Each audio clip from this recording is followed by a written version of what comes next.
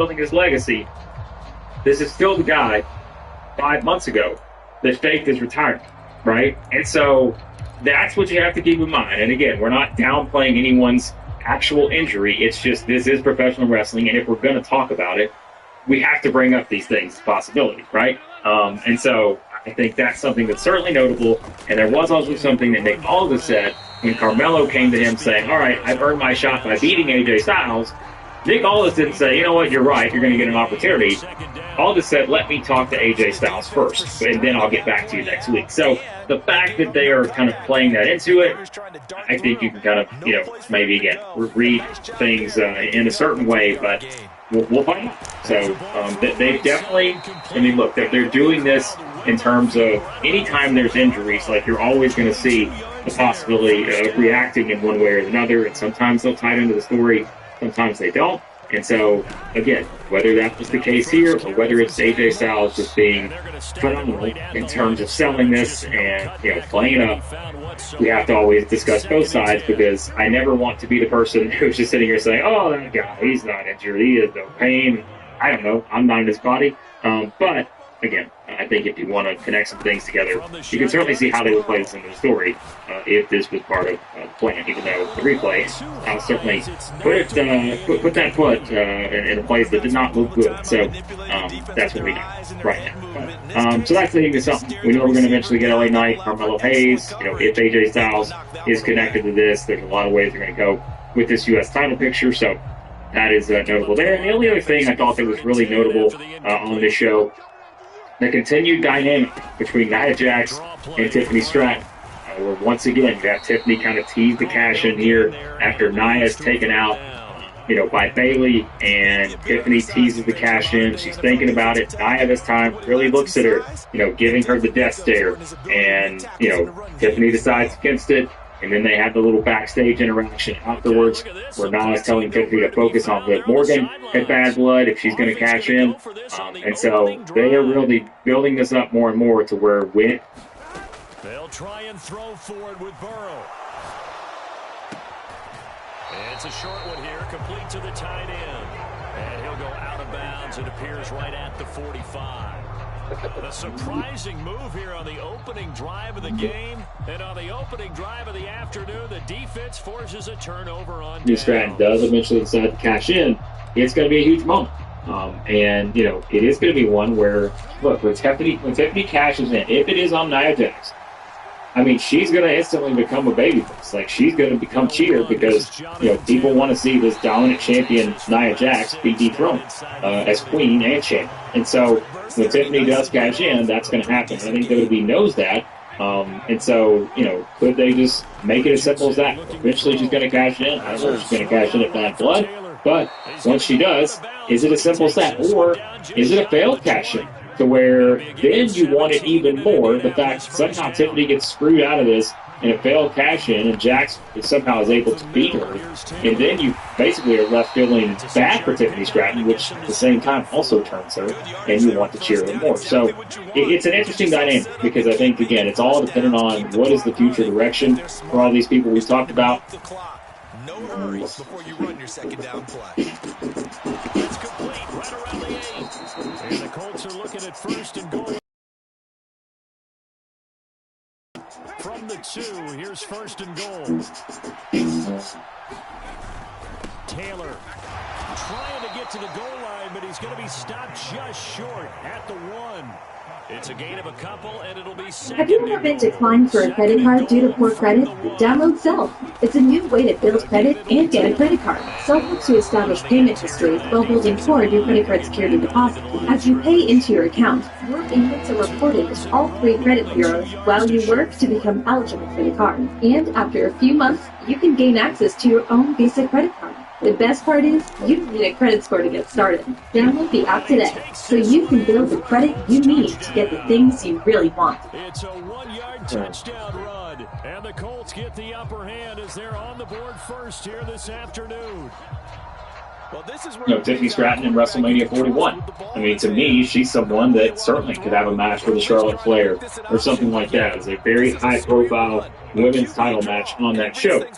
is she the champion at that point going in, or is she still, chasing the title at that point? These are all potential options, right? But we know Jack's going to face Bailey at the show. You guys know my picks. I've done my bad blood predictions. You can check them out there. But, yeah, I mean, you kind of, again, know that this is where we're headed in terms of Jack's likely retaining and really seeing if there's any of that, cash-in tease with Money in the Bank there with Tiffany Stratton. So I don't know that Naomi beating Tiffany Stratton does anything other than, again, it's just the Money in the Bank briefcase holder losing another match, which we've just seen throughout the years in WWE, but that's kind of where things stand with that right now. Everything else on the show, like I mentioned, you had the dumpster match, which I thought it was a lot of fun with Meechin and Chelsea Green. No surprise that Meechin gets the win. Chelsea Green is just fantastic in terms of her reactions. And, doing the backstage thing, too, where she smells and everyone's kind of playing it up and all that. Like, it's just, there is certainly a place for Chelsea Green on the show. And you guys know, go back to Money in the Bank. I was like, hey, I'm big on Tiffany Stratton being the next big thing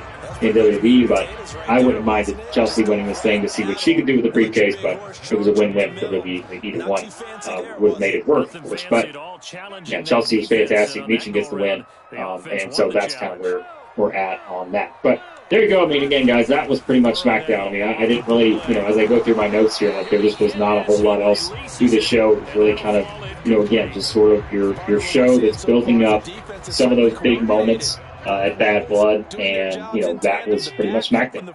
This is a roster, as we said, that I think is going to have to continue to fill out, because once they do move to 3 hours, yeah, you're going to have a lot more on SmackDown right now. Which this was a very tight and basic show. You didn't have a lot of people, like I said, you didn't have a lot of people on the show. It's kind of the same people, interacting, where there just wasn't a large number of talent used on this show. But we know the bigger show is tonight's Bad Blood in Atlanta, and yes, we will have a live stream, planning right now to do a live react. LeBron James fires back at some Lakers haters who took shots at him while absolving Russell Westbrook from blame in the catastrophe that we saw a few seasons ago. Plus, we get a big update on LeBron and AD, their status heading into tomorrow's game against the Phoenix Suns. I'm Trevor Lane. This is the Lakers Nation YouTube channel. Hit that subscribe button for me, and don't forget to like this video too. All right, let's kick things off with the news. LeBron and AD. Sounds like they're going to play tomorrow. JJ Redick says they will play tomorrow against the Phoenix Suns. That's great news. Look, we had some fantastic takeaways against the Wolves. Some great things that we learned there. In fact, I just dropped a video a little bit ago. 3 takeaways of Lakers Wolves. Make sure you guys go check that out. I did think we learned a lot, but we're going to learn a lot more of what the Lakers actually want to do when LeBron James and Anthony Davis are on the floor tomorrow against the Phoenix Suns. So far from the Phoenix side, we know Yusuf Nurkic will not be available, so maybe the Lakers can get away with small ball a little bit more. They played way too much of it yesterday against the Wolves. But that's not the only thing that we had going on. First of all, great news that LeBron and AD are back. But I had planned to address this topic on lunchtime with the Lakers, but decided this was the better format to do it, because I could actually show you this way the video of what the Celtics announce group had to say about LeBron James and Russell Westbrook. So this is the Allegiant Hoops. I was watching this game live when it was said, and I went, ooh, that's not good. So this is the Celtics announced group talking about Russell Westbrook and his relationship with the Los Angeles Lakers. What? I am rooting for him to make like 9 threes against the Lakers, because he got a lot of heat. But that was a disaster team, and he got all the heat for that whole thing. But I'm kind of hoping that he can make a bunch of threes against that team. You're telling me one of LeBron's teammates became a scapegoat out of nowhere? Yeah, it's crazy, right? 2 minutes on the clock, second quarter, 7-0 Yes. ball game. Absolutely absurd, ridiculous, and incorrect. But here's what LeBron had to say. He responded to those comments. This is what LeBron said. He said, took a trip all the way to Abu Dhabi, that's where the Celtics and the Nuggets were playing, to be on my leg. And he lets you fill in the word that he would have put there. He said, eat some breakfast first. Anyways, Brody, a legend. So he takes the high road and says Russell Westbrook is a legend. But he also says, man, you guys flew all the way to Abu Dhabi just to talk about me. Really? That's what's happening here? You flew all the way there to spend your time during a Nuggets-Celtics game talking about me. And he's not wrong. It's a little ridiculous that he's getting brought up there. You have to imagine the Celtics-Lakers rivalry, that being a factor in all of this, and Brian Scalabrine, probably no love lost for the Lakers in that situation. But they're also completely and absurdly wrong.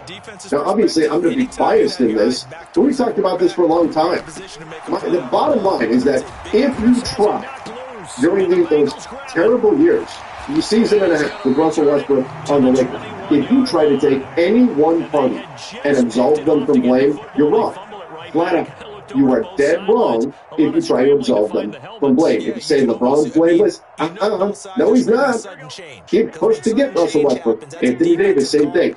The Lakers front office, they're the ones that actually pulled the trigger on the trade. One of the worst trades in sports history. Not being hyperbolic there. You took a championship team, a championship contending team, and with one move, you removed them from championship contention. You closed, 2 years of LeBron's window with one trade. That's how much damage you did with this one move. And the Lakers front office, you can say, well, LeBron pushed for it. They don't have to listen to him. You know why? Because they've done it in the past. They've told LeBron no. Have they also told him yes sometimes? Yes, they absolutely have. Russell Westbrook being an example. But they don't always listen to LeBron. They say no sometimes. They didn't bring back Alex Caruso. LeBron wanted him back. They didn't bring back Jared Dudley. LeBron wanted him back. They didn't hire Ty Lue. LeBron wanted him. They don't always listen to LeBron James. The front office deserves plenty of blame. Say, oh, no. Russ is just a scapegoat. That's all he is in this situation. He's a scapegoat. It was these terrible Lakers. I hope Russ lights them up. All of that sort of stuff. You know why? Because Russ is to blame still in this situation. Russ is to blame with everything that happened there. Not all of it. It's not all on him. But is there a decent geez. Yeah, for sure. Here's the problem. Russell Westbrook, it's not just his play on the court, which was certainly